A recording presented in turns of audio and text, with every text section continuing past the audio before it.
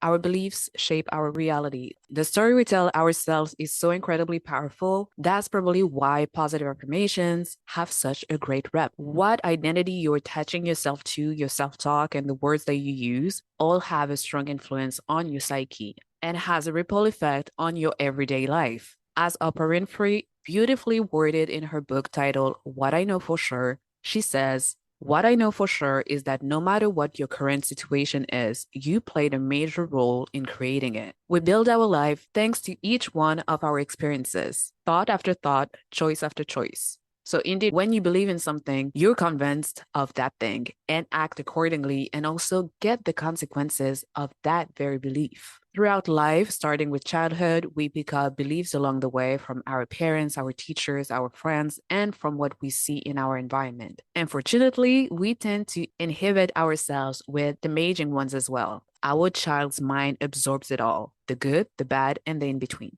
We definitely cannot control everything. We actually have very little control in life, but what we can control is our thoughts, the ones we choose to feed and interact with. We can rewire our thinking patterns to empower ourselves and live the life we desire instead of suffering through life. Making sure that our thoughts go the way that we want, not in the other way of attracting everything we do not want. Making sure to not let our minds trick us. Getting our minds to submit to our heart's knowledge and soul's wisdom, not the other way around. As always, self awareness is the first step in bringing our unconscious beliefs into our conscious mind, transmuting them and letting them go to rewire our thoughts for empowering beliefs. Because at the end of the day, despite how much we want to blame our parents, our teachers, our society, as adults, we are the one responsible for our well-being of today and beyond. We are the ones who get to decide how we want to live our lives.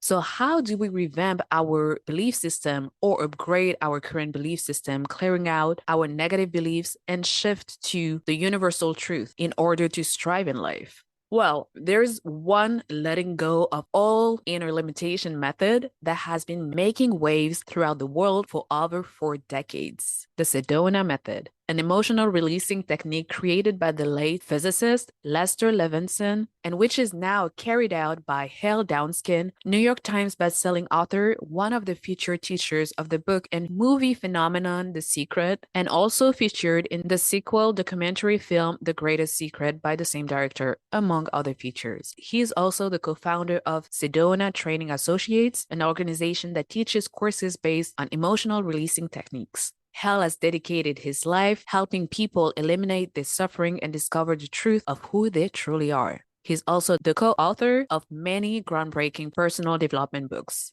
So let's just say that I'm very excited to know more by chatting with Hale. Listen up to this jam. If you want to let go of past pain, transcend your traumas, expand your consciousness, and reclaim your power to finally be the main character of your own conscious reality, as well as learning about conscious living, you're at the right place. Welcome to Conscious Matters. It's a safe space where we chat about conscious matters, focused on self-empowerment, awareness, holistic wellness, and sustainability. Join me, Melissa DiVieri, for inspiring conversations with myself and some of the most beautiful souls out there. We expand on our experiences and share what we've learned along our healing journey to live in peace, harmony, and mindfulness on a daily basis. Oh, and share with loved ones, and don't forget to take 5 little seconds to review this podcast by just leaving a few stars and kind words. That would really help with the algorithm, so we can spread the message to help more people live consciously. Get your mind, body, and soul ready for a ride in consciousness. Namaste, listeners. Hi, Hale. Hi. I'm so glad to have you on and to talk about limiting beliefs, about neuroplasticity, and also about law of attraction. Sounds good to me. I usually like to start with the basics so we all on the same page. So I went on the internet and find the definition of neuroplasticity on Britannica Online Library. And it defines neuroplasticity as follows. Neuroplasticity is the capacity of neurons and neural networks in the brain to change the connections and behavior in response to new information, sensory stimulation, development, damage, or dysfunction. So, according to this definition, if the brain can be changed with new information, but also damage, which means trauma and life experiences, we can in fact change our brain through changing our beliefs. But first, let's uncover the origin of core limiting beliefs. Where do beliefs come from? Well, all core limiting beliefs come from just one core belief. And that core belief is that I'm a separate individual and everything else is separate from me. Every other belief is based on that one core belief. So every apparent problem, every apparent limitation, and every apparent goal arises from the belief that there's a you there and a me here. And when that belief is seen through, all the other limitations dissolve with that.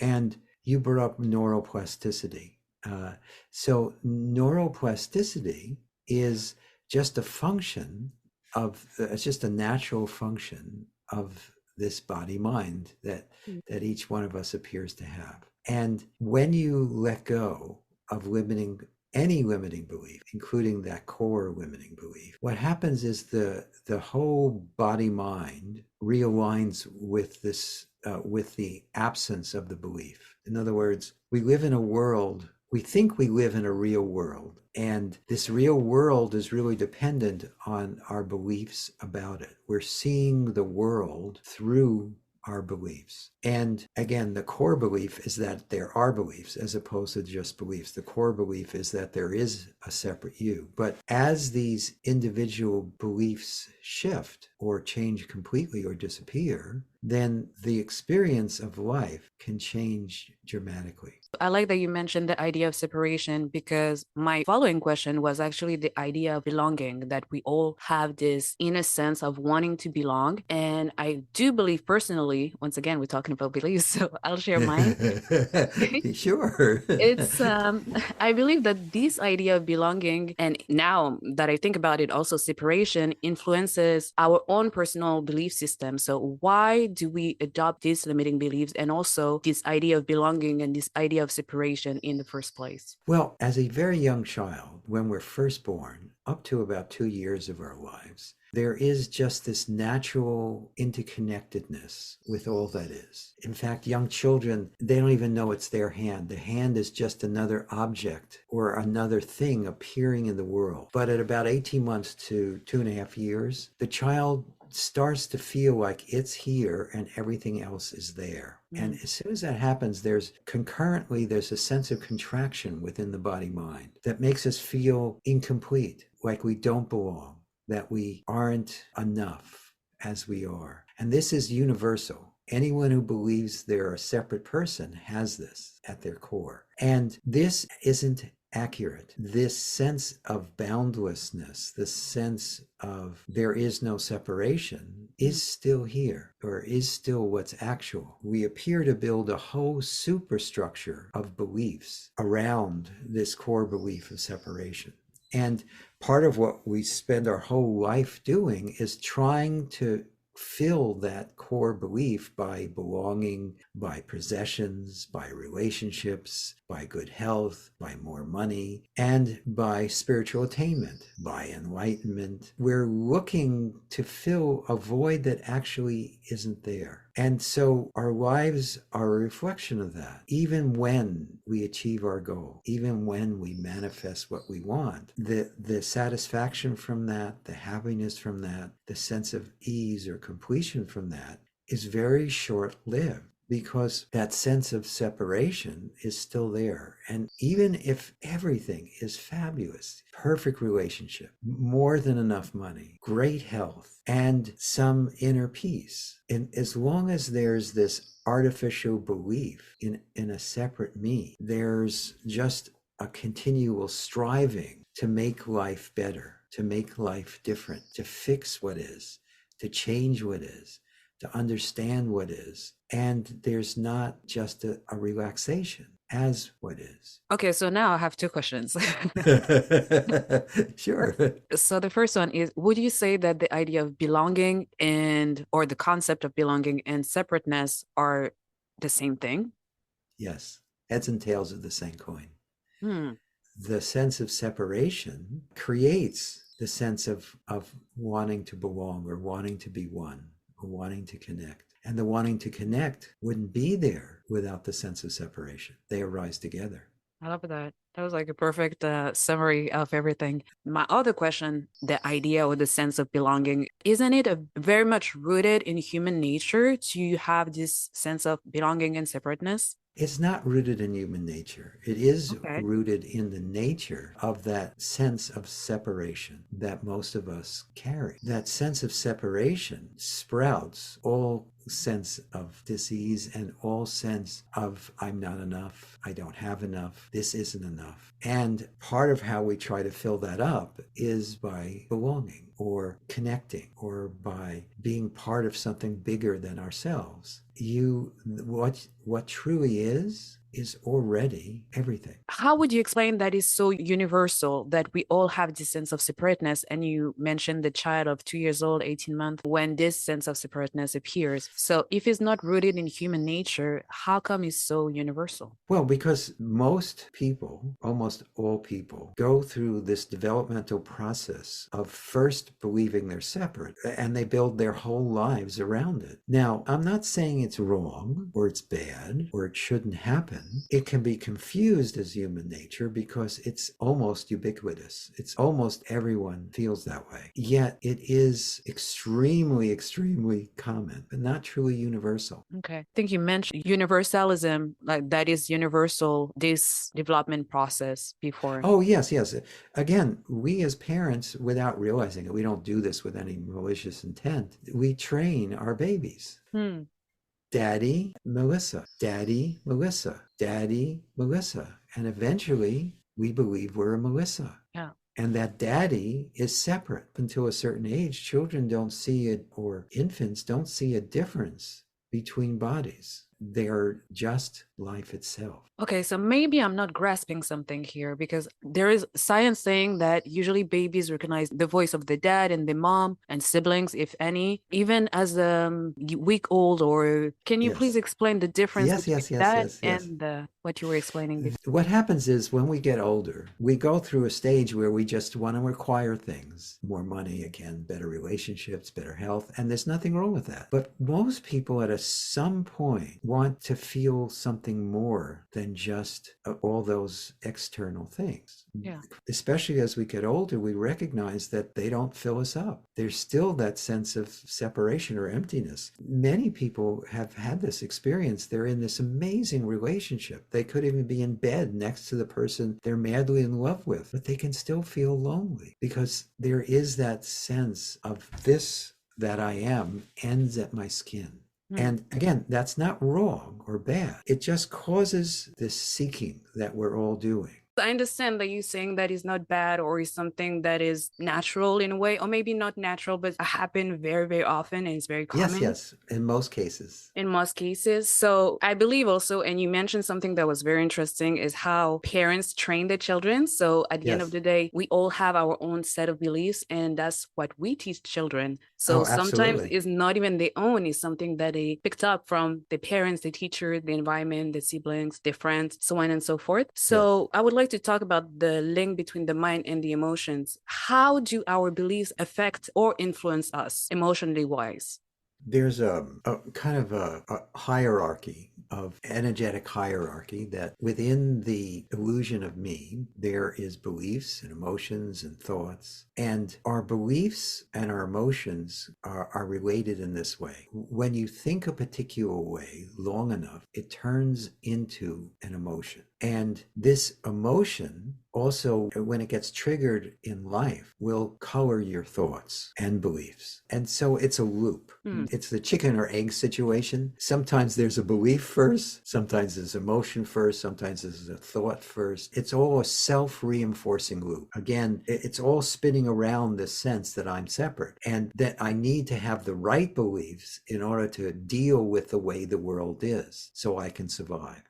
Our emotions are also designed to be pro-survival, but often they're anti-survival because the body mind knows to get out of the way of an oncoming car. It just does it. But if you have a fear of cars, you might freeze and not respond appropriately. Yes. So the thoughts and the feelings and the beliefs are on top of what's actually happening. There is just whatever is apparently happening. And it's all just naturally unfolding moment to moment. There isn't this true separation. There is just this, whatever is happening. And then on top of that, we react emotionally, or we have thoughts about it, or we have beliefs about it. So it's not so much about what's going on, but what belief we put upon this situation. Well, yes, what we experience as a person, as long as we feel separate, we experience life as though we are a separate person. And what we experience as a person is colored completely by thoughts, feelings, and beliefs. So we're almost never seeing what's actually going on. Yeah. We're seeing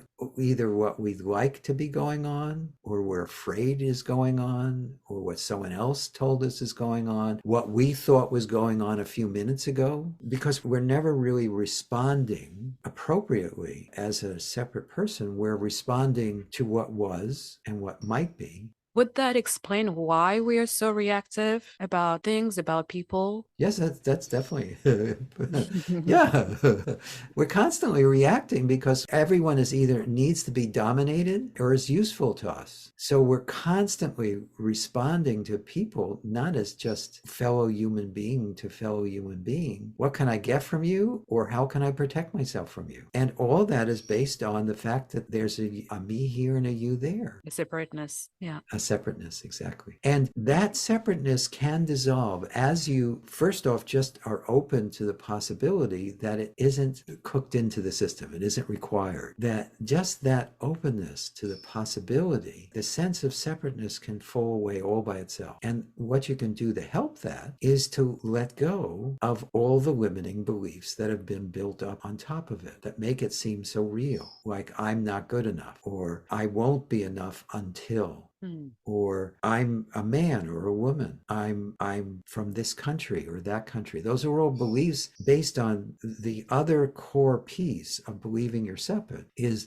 that you believe, and I believe to the degree that I do, that I'm a body. I'm not just this one beingness that all is, this wholeness that all is. I'm just this body that's located here. And that's a very insecure position. So how could we embrace our identity, which is filled with gender, with nationality, with origin, with even languages, etc., and us being a soul in a way, this oneness in having a human experience? Yes. How can we embrace both? You embrace both by simply being spontaneous and open and letting go. The more you let go, the more there's just a sense of openness and flow and ease and acceptance of what is as it is. And that makes our apparently separate human experience less and less disturbing, less and less isolating. And at the same time, as you let go, the world appears to conform to what is in our highest and best good. It's not actually you doing any of that. That's also spontaneous. That also is what's apparently happening. But it appears that way, and that's good enough. For most of us, the more we let go, the more we recognize what is real, truly real, not what we believe is real, the more well-adjusted we are naturally to life as it is. And it's interesting, it's not that we are more identified with all those things you mentioned, like race or gender or nationality.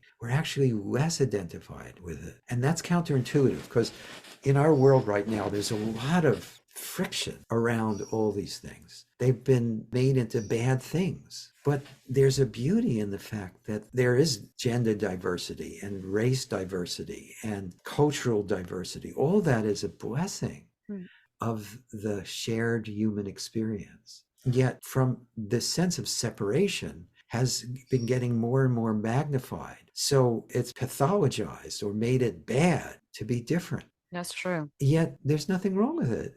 Just like every snowflake is unique, every apparent human being is unique. But we're all this one universal energy that all is. I always like to remind myself that before being anything, a man, a woman, Asian, African, so on and so forth, we are human beings. We are human beings. And I like that you mentioned there is so much friction around our differences when our differences are not a reason for separation. Yeah, I thought it was important to mention that. So thank you for Yes. that. Oh, it's my pleasure. Thank And you. the Sedona method, which you have been teaching for decades now, is said, I mean, I read something online. It was someone explaining what it was. And this Yeah. said it allows you to find the answer within yourself or to free yourself from the thoughts and obsession for long enough for you to discover the answer that was already there, to lead you in a sense of emotional freedom. So can you please extend on that? Because I thought it was so beautiful that Yes, yes, yes. we can be so So, self-sufficient at the end of the day. yes, ordinarily our emotions run us. It's even in the English language. We usually say, I'm angry, I'm sad. We don't even say, I feel sad or I And in am so many angry. languages as well, I would even Yes, add. yes, Yeah, and most languages have that. yeah, And that's because our emotions, our thoughts, our beliefs, they're just part of what's arising. They don't belong to us. They don't belong to anyone. They're just like the clouds passing through the sky, just like the birds flying. Emotions arise and they can be beautiful. They are beautiful. But when we think it's my emotion, then there's a certain way I'm supposed to feel. I'm not supposed to feel angry, or I should be angry about this. It depends on what the yeah. circumstances are. I'm not supposed to feel sad, or why don't you feel sad about this? I'm not supposed to feel depressed, or Mm, why aren't you depressed about this? I mean, there's all this tension around it yeah. that's completely unnecessary, completely secondary to what is. And it's only our thoughts and feelings and beliefs that we identify with that make it seem like it's not beauty. It's got to be somewhere else. I've got to fix this first. I got to know this first. I have to have this first. But that isn't true. There is nothing required for beingness to be as it is. A lot of And people so would I, say that is being passive. a lot of people think that there's a passivity in that. Hmm. But you couldn't be more active, because what happens is without the holdbacks, whatever is arising in life, you respond to it appropriately. There are times where you need to yell. There are times where crying is natural. But if you're second guessing yourself, you're not living life. You're living a shadow of life, because you're not just spontaneously being that beauty that all is. And so life is actually already spontaneous. We just miss it because we live in a story. We don't really live in what's actually happening. We Yeah. live in our story about it. And part of the story, of course, is the fact that I'm separate from this life that I'm living. But within that is all these other stories. Men don't like me. Women don't understand me. Because of my upbringing, I'll never be able to have this. Hmm. On and on and on. And we live in those stories as though they're the truth. Yet none of that is true. And because it isn't true, it can be seen through or let go of. And then life just takes on more and more of this sense of ease and flow and naturalness. And you'll find yourself taking risks where you wouldn't before. You'll find yourself challenging long held beliefs and then acting from a totally new dynamic place. And all of that happens spontaneously as you let go of what was and what might be. What's left is just simply what is. Is it truly spontaneous when we actively work to let go of these limiting beliefs? Yes, I'll take this conversation we're having. So the people listening to this, each individual is responding through their filters. Yeah. And so everyone is going to respond differently. But that's all happening spontaneously. The number of filters dictate the response. The less there are filters, the more the response is in alignment with what's apparently happening. But even when we're apparently out of alignment, that too is fine, because it's not like you walk around trying to come up with all these thoughts and feelings and beliefs that are going to limit you. That all happens innocently. Unconsciously, yeah. Yeah, it's all just part of the human condition. And there's nothing wrong with it. There's nothing good or bad. There's just what's apparently happening. It's true. There's nothing good or bad, but once again, it's some of them, talking about the beliefs, can be very limiting, can be very stifling of our own growth. So we were talking about when I was reading the testimonial of the person who tried the Sedona method, how can we reach that emotional sense of freedom? Can the Sedona method, or any mindfulness practice for that matter, clear limiting or core self-belief from our psyche? In other words, having a unique combination of mental, physical, emotional, and spiritual practices that could produce deep and permanent change over time. Yes. Yes, The okay. Sedona Simple answer. Since its inception in the early 70s, the Sedona method has helped hundreds of thousands of people all over the world to let go and permanently let go of just about any limiting thought, feeling, or belief that they are experiencing. The Sedona method is quite unique in that because many tools point towards feeling happier or calmer or more at ease. The Sedona method does that as well, but it also shows you how to let go of anything that's superfluous, anything, whether it's a thought, a feeling, a belief, an idea, a memory. And it's something that is natural. Letting go is natural. Young children do this naturally. That's true. The older we get, the harder it is for us to just simply let go until most of us as adults have lost touch with this natural ability. But once you learn how to re-access that natural ability, you can never lose it. And the more you use it, the easier it gets, until it becomes as natural again as it is for young children. Except with young children, they don't realize what they're doing. It's just spontaneous. They don't need a technique. Now But we have too many beliefs as adults, so we need techniques. yes. And the purpose of the Sedona method is to eventually help you so that you don't even need it. Yeah. There is just life again, spontaneously happening with all this superfluous belief. And there's no longer a need for any process because there's just this natural flowing energy that is living through that particular body mind. And so the Sedona method helps you to live a natural, full, spontaneous, joyous, peaceful life by letting go of everything to the contrary. And also by showing you that you can let go of even this sense of separation. And what's left, there's still a unique human being expression. Snowflakes are still snowflakes, even when it's recognized they're all snow. If you open to it, could you explain the process of the Sedona method? Oh, sure.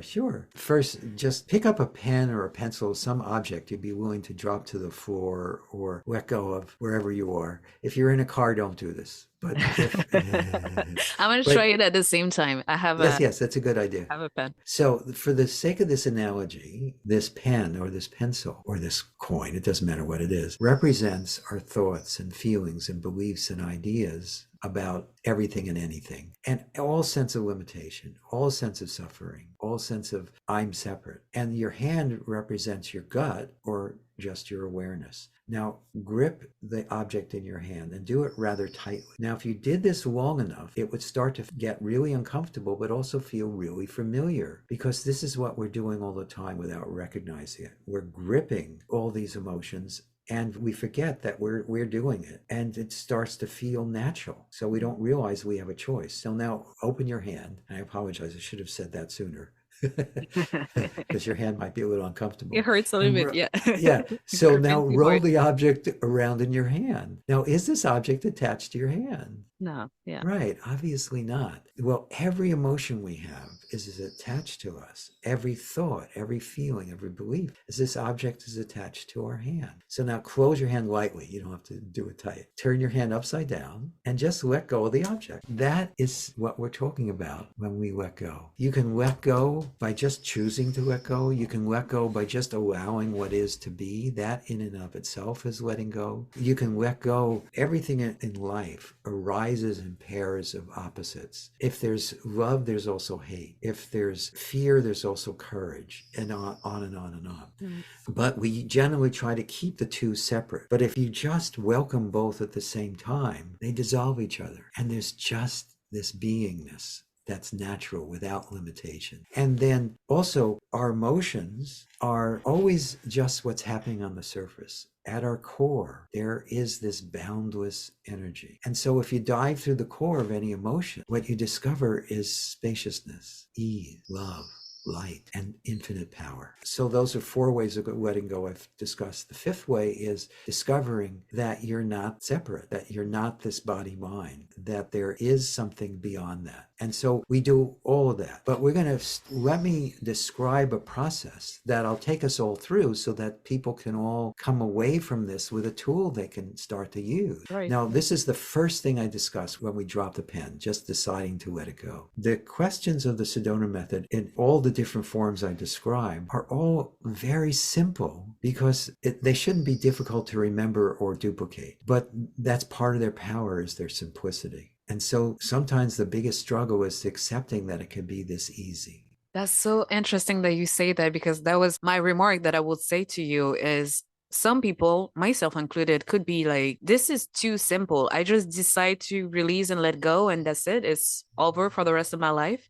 Well, that feeling is gone. It's not that you decide once to let go and then goes on automatically. In the beginning, it's like a muscle you haven't exercised. So as you do it, it gets easier and easier until you get to the point where you're just naturally doing it without effort, without even needing question. But anyway, back to the question. The first thing we'll do is just focus on any issue that we're dealing with. The next thing we do is just allow or welcome or notice whatever feelings are there about it in the moment. And then the questions are, could you let it go? Just could you let it go? And if you were able to drop that object, then I know you can. And even if you just imagined letting go, then you can, because it is so natural. Again, children do this naturally. The next question is, would you let it go? And would you just means, are you willing to? And if you're trying this on your own and you're struggling with the willingness to let go, just ask yourself, would I rather suffer or would I rather be free? Would I rather have this limitation or would I rather be limitless? Or some question like that to encourage yourself. And then the last question is just simply when. And when is an invitation to simply decide. Now, as we ask I'm going to take us through this. I'm not going to do it with you because I don't want to put you on the spot, Melissa, but I'm going to do it as a, You can, it's no, fine. but I also do it this way intentionally so that everyone listening will be guided into the experience of letting go. I like that. I found that I've done thousands of interviews, and I found that when I work with the host, it was harder for people to just really follow along. But if I did Yeah. it as a process, then it was simple. Yeah, because we So all have different beliefs as well. exactly. And so the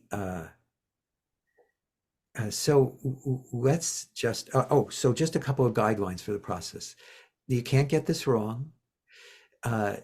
Just lead with your heart as best you can, but if your head gets in the help, that's totally fine.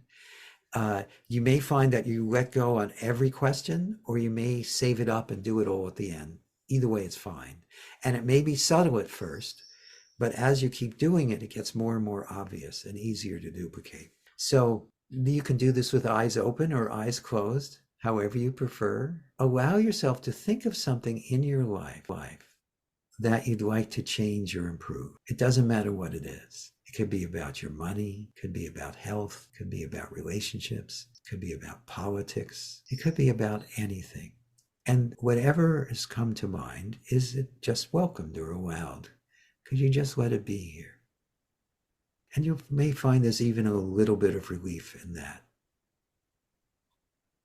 And then as best you can, just for now, could you let that feeling go? Just could you? Would you? Now, again, you might have felt some shift, or it might have been a small or a big shift. It doesn't matter. But let's go through it a couple more times, because each time we do, you'll find just spontaneously happening more and more naturally. So again, focus on that same thing or anything else that you want to change or improve. And could you just simply welcome or allow the feeling as best you can? And then as best you can, just for now, could you let it go? Just could you? Would you? And let's run through that one more time. Again, focus on the same thing or anything else that there's a feeling about. And could you just allow the feeling?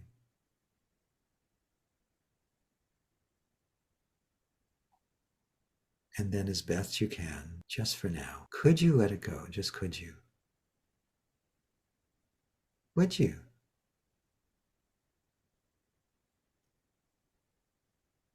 Okay, good. So if you were doing this on your own, you would keep asking those same questions until you achieve the level of relief you're looking for. And again, that is one of the introductory things we teach people, but just be open to the possibility that it can be that simple. And the first step when we focus on something that we want to change or adjust in our life, should we focus on the limiting beliefs related to that? Just Uh, like, I'm not yes, yeah. enough? Or should Well, we just, yes, the welcome the belief, the emotion, the thought, the feeling, and all that has a feel to it. So focus on the feel of it okay. and then let go from there. Okay. Why do sometimes we try to clear out negative beliefs for them to just come back a little while later? Because whatever isn't let go of will come back until it's all released. But also, most of us are not really letting go fully. We're trying to change how we feel. And a lot of people spend a lot of energy, time, and money trying to change beliefs, change thoughts, change feelings. And that is just moving things around. But The isn't it more, important as well to well, once we let go to incorporate new empowering beliefs? yes and no. Okay. One Tell me of the more. things I found is that as you let go of belief, what takes its place is direct experience. That doesn't require belief. The less we respond from belief, the more we respond naturally, the more natural our responses are, the easier it is to maintain a particular attitude or point of view. And at our core, there is just beingness. There is just light. There's just love. And that's universal for everyone. We have all this other stuff on the surface, which can distract us from that. But it doesn't take away from the fact that that is something that we all share. We are all this one beingness. I think I understand what you mean. So once we let go, fully let go, we are more in touch or more aligned with the actual truth, the universal truth. Yes, Instead of reacting or acting or responding according to our own story, made up with our own beliefs, may they be negative or positive. absolutely. Very well said. Okay. And that's interesting because my following question was about incorporating positive beliefs. So, if negative beliefs are so detrimental, how can we incorporate positive beliefs for the long term that can be tremendously beneficial for our overall well being and eventually, which will lead us to fully let go so we can be more aligned with the universal truth? So you don't, I'm going to go back to what I just said. You don't have to incorporate positive beliefs. And I'll explain why I say that. Everything is just energy, including our emotions. Emotions are just energy in motion. So there is a scale of energy that our emotions fall into. At the lowest energy is apathy. A little more energy is grief. A little more energy is fear. A little more energy is lust. A little more energy is anger. A little more energy is pride. Now, all of those emotions are varying degrees of limitation. And then underneath all of that is three core emotions that is natural in each and every one of us. Now, it's not that these other emotions aren't natural, they arise as well, but they cover over our courageousness, acceptance, and peace. And so each time you let go, you're uncovering courage. And from courage, there is just a natural response. From acceptance, there's a natural love. From peace, there's the calmness to deal with even tremendous turmoil. So those freer emotional states are being covered over by the more limiting one. And so as you let go of the limiting ones, you don't have to try to maintain the courageousness, acceptance, and peace because it's already here. That's why you don't have to change your beliefs. On the other hand, if you're mixing this with other techniques and processes, there's nothing wrong with putting in positive beliefs. The only qualifier is if you paint a happy face on a pile of dung, it's still dung. That's true. But if you clear out the dung, what you discover is underneath that is infinite intelligence, infinite light, infinite love, infinite power, infinite beauty. So you don't necessarily have to put in the positive. It's there already. Also, there is just adding positive beliefs on top of negative ones, they tend to collapse over and over again. But if you uncover the natural positivity, it's a solid foundation. Thank you for that. That was very interesting because for me, in my personal journey, I know that positive affirmation really helped me, but I think it's because I decluttered a lot and also let go a lot. So Yes, then it would just like help me and push me to have that courage to keep on letting go. yes, yes. So I was kind of making them and still making them work in parallel, I would say, with letting go. Absolutely. Well, they complement each other. Mm, What you do is if you have an affirmation you're doing, if you just affirm it without letting go, it just becomes noise. yes. But You don't if believe you it. Mm. yeah, but if you really let go, then it can be very helpful. Thank you for specifying that. Yes. And we all know famous law of attraction, the main topic of The Secret, the book and the documentary film that you have been part of. Yes. And you say, not in the film, but you said in another instance, I'm quoting you here. Yes. You said there is a simple and effective way to take charge of the law of attraction and easily let go of the old and hold in mind what you want and attract it to you. Could you Yes. please expand on that? The more you let go, what's left, remember, if you're just simply uncovering the courageousness, acceptance, and peace, you start seeing the world through courage as opposed to anger or fear, or through peace or through acceptance. It's not, this is going to sound counterintuitive or contrary to the law of attraction. It's not you attracting anything to yourself. It's you uncovering the goodness that's already there, both within you and around you. And letting go is the key. The more you let go, the more the goodness is uncovered and live. And that doesn't mean there aren't still challenges in life, but they have less and less power to color what's actually happening or apparently happening. So my fellow teachers in the movie The Secret, most of them have a letting go practice, and over half of them use this one. They use the Sedona method. And the reason for that is its elegance, its power, its directness, and its ease. So, in other words, decluttering everything that is hindering the three main emotions, the three most natural, you said courage, acceptance, and peace. Yes. So, we need to let But go, people. yeah. But I want to just qualify. I'm not saying that apathy, grief, fear, lust, anger, and pride is wrong or bad, and you're bad for having them.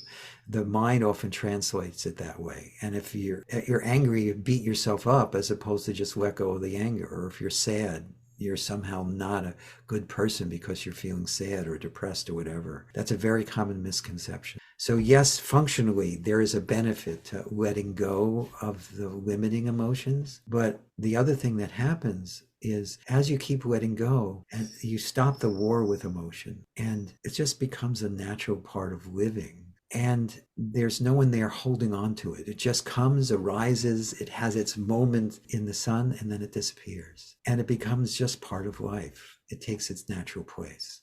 Do you have simple daily habits you do to be or act more consciously in life other than letting go? This body mind does have healthy habits, like it eats a vegan diet. It does yoga every day. It works out regularly. It walks almost every day. So the body is taken care of. This body mind has been doing the Sedona method since 1976. And just living life without a center, without a sense of separation, which is just living beauty. I love that you said instead of I am vegan or I eat vegan or I do yoga, so on and so forth, you said this body Yes, that is yes, carrying this universal intelligence, this body is doing that and this mind is doing that. So that was yes, yes. interesting. I like that. Thanks. And let us know about your services. I mean, the services you offer through your organization and where can we find you? The easiest place to find us is through Sedona.com. That's Sedona.com. Just like the city in Arizona. That's our website. But also, I have a podcast called Letting Go and the Greatest Secret. My book, The Sedona Method, and my other book, Happiness is Free, is available wherever books are sold. And then we have a YouTube channel called The Sedona Method, where there are hundreds of free videos. And we also have a Facebook page called The Sedona Method, where there are quotes every day and also videos. So we have a tremendous amount of free content in all the locations. You you everywhere. Yeah. I will share the links in the show notes. Thank you so much, Hale. It was a pleasure. Likewise, it was fun talking to you. Thank you to have taken the time to listen to me talking about conscious living. Conscious Matters is a self-produced podcast. If you enjoyed this episode, please share, leave a review, and or donate. Your support will help to keep on raising the collective consciousness together. Take care and talk to you soon.